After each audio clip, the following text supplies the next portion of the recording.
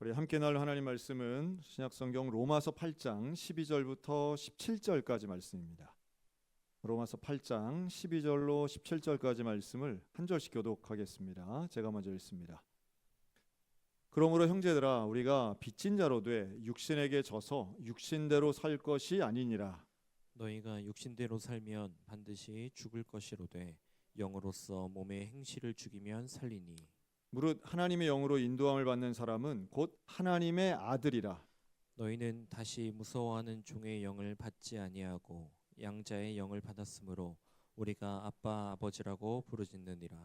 성령이 친히 우리의 영과 더불어 우리가 하나님의 자녀인 것을 증언하시나니, 자녀이면 또한 상속자 곧 하나님의 상속자요 그리스도와 함께한 상속자니, 우리가 그와 함께 영광을 받기 위하여 고난도 함께 받아야 할 것이니라. 아멘. 오늘은 로마서 8장에서 이제 또 하나 중요한 개념인데요. 이제 양자의 영, 또 상속자, 이런 개념을 함께 좀 살펴보겠습니다. 사도 바울이 쓰고 있는 어휘와 또 그 맥락에서 보여주는 의미들을 우리가 우리의 구원과 연관돼서 깨닫는 건 참 중요한데요. 1절부터 11절까지의 이 앞부분, 지난주에 하긴 했지만 앞부분을 다시 한번 요약하면, 우리가 육신 안에 거하는 자와 성령 안에 거하는 자로 이렇게 나누어 설명합니다. 좀 이분법적이긴 하지만 이 의미를 우리가 알아야 되는데요. 육신 안에 거하는 사람은 이제 망할 수밖에 없어요. 육신의 것만 생각하고 도대체 영의 것은 생각하지 않으니까 결국은 죄를 짓고 욕심 가운데 있다가 멸망하는 거고요. 성령 안에 거하는 사람은 이게 이제 하나님의 영생을 소유할 수 있고 구원받는 사람인데, 그런데 육신 안에 있는 사람이 노력해서 성령의 사람이 될 수는 없어요. 이 놀라운 변화는 전적인 하나님의 은혜로만 가능한 겁니다. 그렇죠? 그런 의미에서 이 하나님의 은혜를 받아 구원받은 우리가 되었으니 이것을 빚졌다, 이렇게 말합니다. 빚진 자. 빚을 진 거예요. 우리는 하나님의 은혜만큼의 빚을 졌는데, 이게 구원받은 은혜만큼의 빚을 졌는데, 이 빚을 우리가 노력해서 갚을 수 있을까요? 없을까요? 갚을 수 없다는 거예요. 이 빚은 존재하긴 하지만 갚을 수는 없어요. 그런데 놀랍게도 예수님께서는 이 빚진 것을 내놓으라고 요구하시는 게 아니라 오히려 우리를 자녀 삼아 주셨다는 거예요. 이게 하나님의 자녀. 근데 이 하나님의 자녀가 되는 것, 원래는 육에 속하고 죄의 종이 되고 사망의 자식이 됐어야 될 우리가 하나님의 자녀, 생명의 자녀, 빛의 자녀가 되니 놀라운 변화잖아요. 근데 이렇게 하나님의 자녀가 된다는 건 구약과 비교해 보면 엄청난 차이가 있는 거예요. 구약에서는 우리를 하나님의 자녀라고 얘기하지 않아요. 하나님의 소유, 하나님의 백성, 하나님의 종, 이렇게 표현해요. 뭐 결과야 비슷할 수 있는데, 사도 바울이 이야기하는 하나님의 자녀라고 하는 표현은 이 유대인들 입장에서 보면은 정말 낯선 표현이거든요. 하나님의 아들이라고, 하나님의 딸이 된다고 생각해 보지도 못한 거예요. 어디 감히 하나님을 쳐다도 못 보고, 피조물이긴 한데 우리는 하나님이 창조하시긴 했는데 또 하나님의 소유이기는 하지만 하나님의 자녀라고는 생각을 못하는 거예요.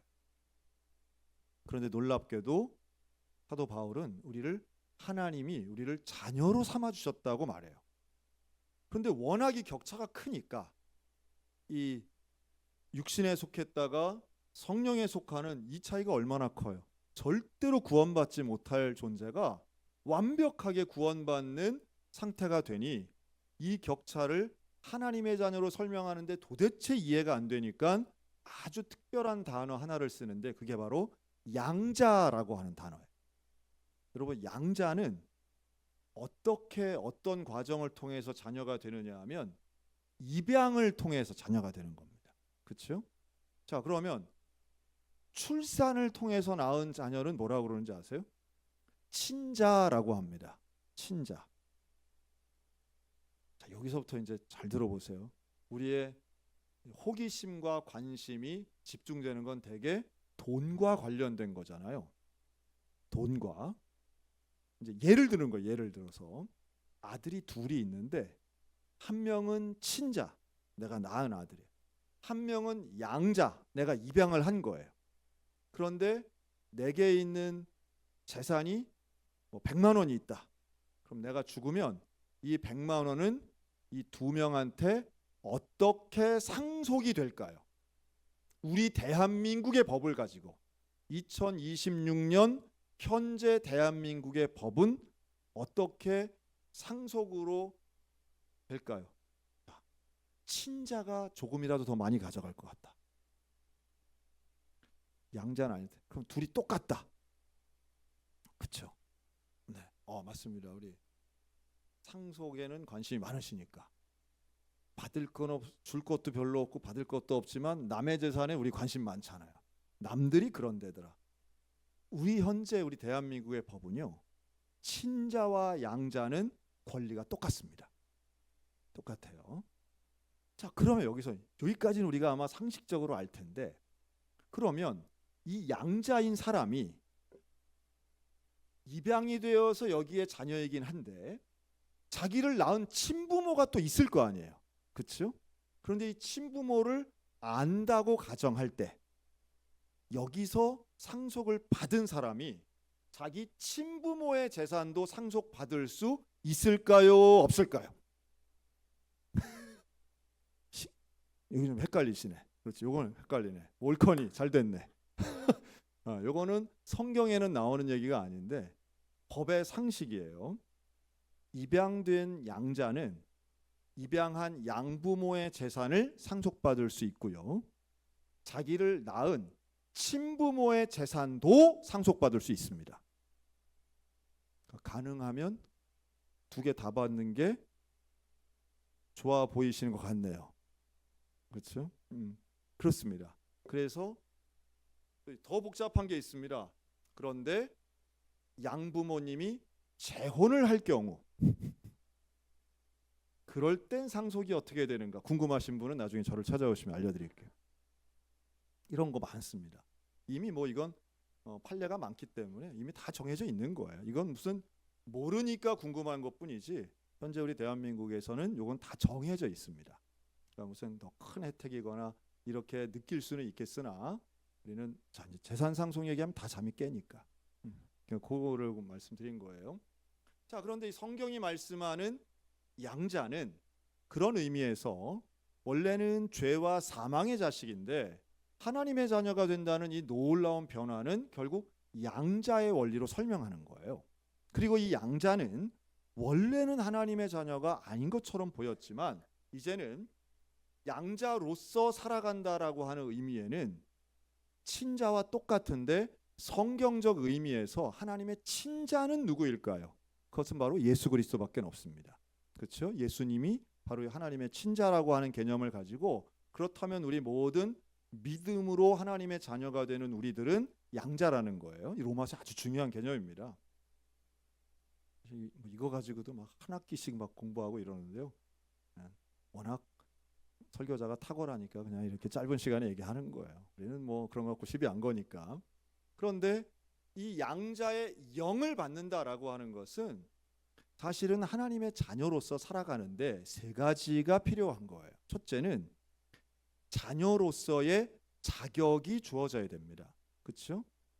자녀로서의 자격은 누구하고 누가 인정해야 되느냐 하면 부모가 인정해야 되고 자녀도 이것을 알아야 돼. 그러니까 입양이 됐는데 부모가 나는 너를 몰라 이러면 이상해지잖아요. 자녀로서의 이 자격, 양자이지만 하나님의 자녀로서의 자격이 되려면 자녀로서의 자격을 가져야 돼요. 그리고 이것이 형식적이고 법률적인 자격도 있지만 내면적인 자격도 있습니다. 내 마음속에 내 스스로를 자녀라고 하는 인식이 있어야 돼요. 그렇죠? 양자로 입양이 됐는데 종이 사는 집에 가서 살고 종의 옷을 입으면 그건 자녀가 아닌 거죠. 그래서 다시 말해 내 마음 외적으로도 자녀가 되고 내적으로도 하나님의 자녀다운 상태가 돼야 되는데 이것은 무엇으로 가능할까요? 결국 성령의 임재를 통하여 우리가 하나님의 자녀됨을 깨달을 수 있습니다. 그리고 이 하나님의 자녀가 되는 자녀로서의 생명을 살아가야 돼요. 그러니까 자녀로서의 권한, 자격이죠. 자격, 그리고 자녀로서의 마음, 자녀로서의 생명, 이 세 가지 조건이 다 갖춰졌을 때 부모와 자녀로서의 삶을 살아가는 거예요. 뭐 굳이 양자의 영을 이야기했지만 여러분 자녀와의 관계를 한번 잘 생각해 보세요. 뭐 친하고 안 친하고를 떠나서 내가 내 자녀를 긍정하고 인정하는 건 너무 자연스러운 일이잖아요. 그리고 내 자녀로서 자녀가 갖는 그 자격과 권한은 분명히 존재하는데 다만 이 부분에 있어서 사람들이 계속 의심하는 거예요. 하나님의 자녀로서 내가 과연 하나님의 은혜와 능력과 이 모든 영광을 내가 누려도 되나? 이런 생각을 갖게 되는 거죠. 이게 결국은 유대주의자, 율법주의자들은 나는 하나님께 바쳐야 될 게 많고 하나님은 영광을 받으시기만 하시는 분인데 내가 어찌 하나님의 자녀로서 살 수 있는가? 이런 질문을 계속 하는 거예요. 그러니 양자로서 하나님의 자녀가 되는데 양자에서만 머무는 게 아니라 또 같은 의미지만 다른 단어 하나를 사용하는데 따라 하실까요? 상속자. 이 상속자.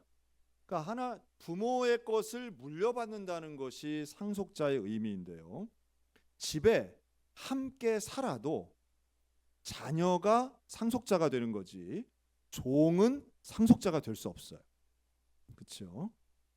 함께 산다고 다 상속자가 되는 게 아니라 자녀의 자격이 있는 사람만이 상속하는 겁니다.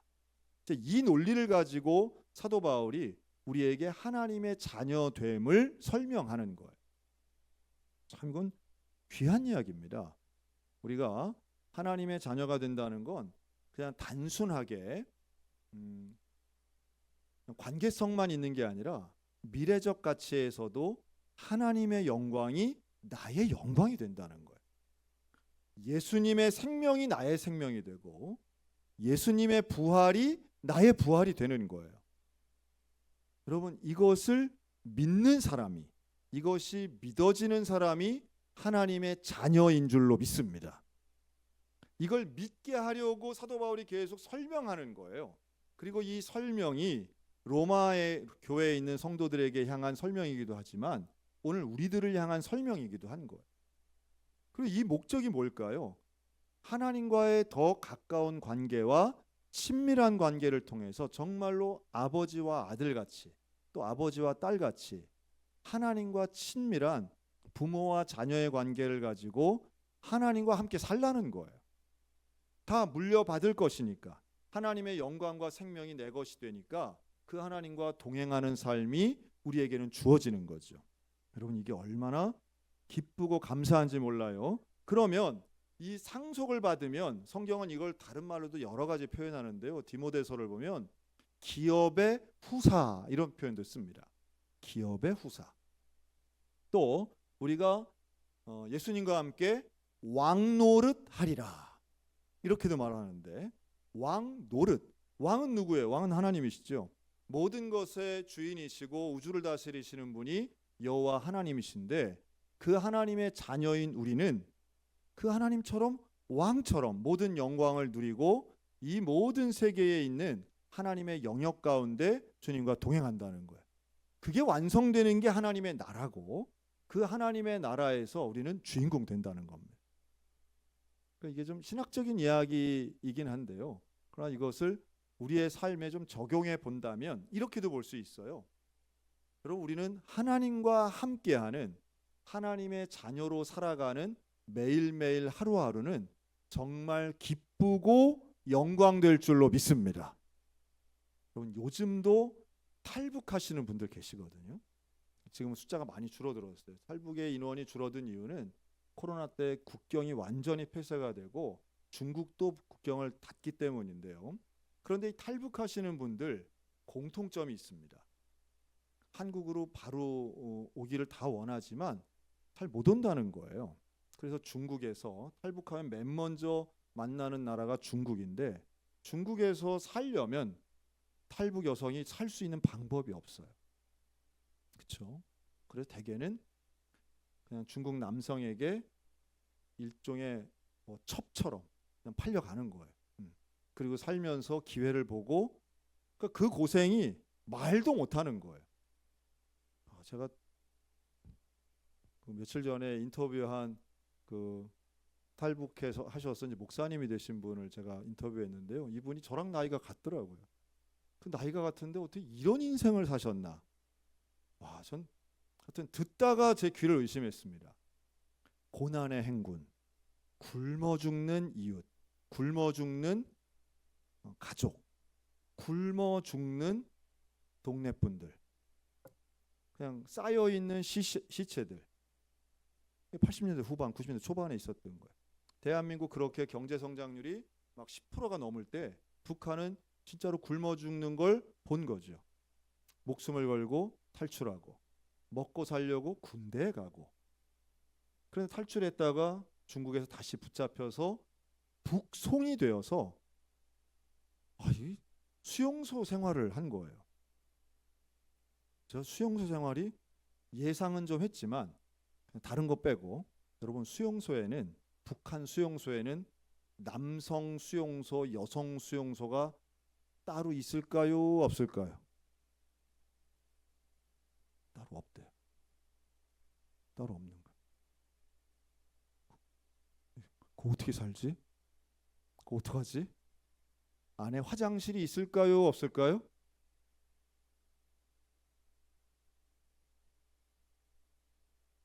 좁은 공간에 그냥 수십 명 때려 들어가고 죽으면 시체 치우고. 이게 무슨 50년대 얘기가 아니라 이게 90년대 이야기. 와, 그렇다고 저는 필리핀 교도소가 제일 심각한 줄 알았어요. 옛날 백영모 선교사님과. 야, 북한 수용소 그런 데서 어떻게 살아요? 그냥 다 죽는 거예요, 그냥. 근데 거기서 탈출을 해서 도움을 받아, 그리스도인의 도움을 받아, 이런 얘기를 하는데도 잠이 오면 이거 우리 어떻게 해야 되나 모르겠어요. 참 신기하죠. 그거 보면 참 우리의 육체적 욕망이라고 하는 건 생각하고는 전혀 달라요. 근데 그렇게 해서 찾아온 대한민국이 어떻게 보이겠냐는 거예요. 제가 드리고 싶은 말씀이 이거예요. 그런 고생을 하고 대한민국 땅에 오니까 여기가 어떻게 보일까요? 지옥 같아 보일까요? 천국 같아 보일까요? 천국도 그냥 만국, 억국처럼 보여요. 천국은 뭐 백만국처럼 보여요. 어마어마하게 보여요. 이렇게 깨끗하고 이렇게 풍요롭고 먹을 거 걱정이 없고. 그러면서 그래요.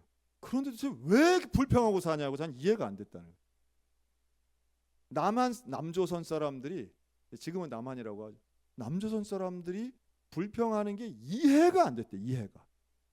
도대체 뭐가 고생인지 차라리 전쟁이 낫지. 그러니까 우리는 왜 전후 세대가 전쟁했을 때 되게 고생했다고 하잖아요. 수용소 안 가보셨잖아요. 피난은 가봤지만 수용소는 안 가봤잖아요. 그럼 내가 그런 얘기를 들으니까 지금 이 50대 여성분이 하시는 말씀이 우리나라 80대 남자가 하는 얘기보다 훨씬 더 무겁게 들리더라고요. 이런 같은 한반도에서 이렇게 사신 분이 있고, 이분이 볼 때는 그러니 그냥 여기 사는 것만도 감사한데, 그러면서 이렇게 얘기해요. 그런데 하나님 나라에 대해 생각하면 여기보다 더 좋다고 상상이 안 된다는 거예요. 근데 이제 우리는 이제 세상에 대한민국이 살기가 힘들고 그냥 죽지 못해 살고 아이고 우울해 죽겠고 우리는 뭐 그냥 별불평 다 하잖아요. 아, 이런 거구나. 우리가 양자의 영, 상속자의 영이라고 하는 것은요, 사실은 나의 죄나 나의 죽음에 대해서 정말 깊이 묵상하고 내가 얼마나 공고한 사람인가를 깨달을수록 사실은 이 양자의 영의 은혜가 깊이 오는 거예요. 그냥 뭐 양자인가 보다, 상속자인가 보다, 이게 아니고요. 나는 정말 죽을 수밖에 없는 사람인데 나는 정말 내 힘으로는 죄를 요만큼도 해결할 수 없는 사람인데 나는 어두움에 멸망해서 정말 멸망당해야 되는 존재인데 하나님께서 예수님께서 나를 살려주셔서 살려주신 것도 감사한데 나를 자녀 삼아 주셨다. 이거는 정말 자다가도 일어나서 감사하다고 해야 될 내용이라는 말씀인 거예요. 밥을 먹다가도 숟가락을 내려놓고 그 목사님 그러신다는 거예요. 밥을 먹다가도 너무 감사해가지고 내가 이 밥을 먹어도 되나 이런다는 거예요. 그러니까 이것은 어떤 고생을 하고 힘들어 보고 진짜 어려움이 무엇인가를 알아본 사람은 경험을 통해서도 알 수 있겠지만 내 안에 있는 죄성을 정말 깊이 있게 들여다보고 타인의 죄가 아닌 나의 죄를 묵상해보고 내가 어떤 존재인가를 아는 사람이면 아는 사람일수록 복음의 가치를 더욱 깊이 깨닫게 될 줄로 믿습니다. 그리고 오늘 바울이 말씀하고 있는 이 양자의 영, 상속자의 영의 은혜가 오늘 우리의 인생 가운데 깨달아져서 평생을 감사하고 평생을 하나님이 우리에게 주시는 그 영광의 상속을 누리며 살아가는 저 여러분들 되시기를 우리 주님의 이름으로 축원합니다. 아멘. 기도하겠습니다.